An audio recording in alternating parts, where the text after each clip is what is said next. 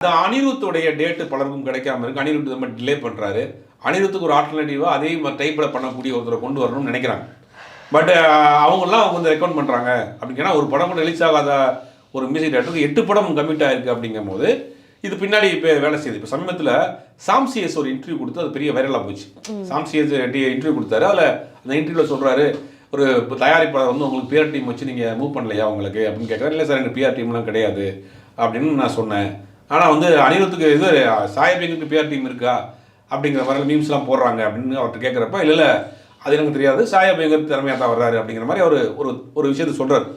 அவர் சொன்ன விஷயத்துலேருந்து சாயபியங்கருக்கு யாரோ ப்ரொமோட் பண்ணுறாங்க, வெளிப்படையாக தெரிஞ்சது அட்லி ரெக்கமெண்ட் பண்ணுறாரு, தனுஷ் ரெக்கமெண்ட் பண்ணுறாங்கிற மாதிரி தகவல் வருது. அப்போ ஒரு பிஆர் டீமும் பின்னாடி வேலை செய்யுதோ அப்படிங்கிறத சமீப காலமாக அவரை பற்றி நிறையா செய்திகள் வருது.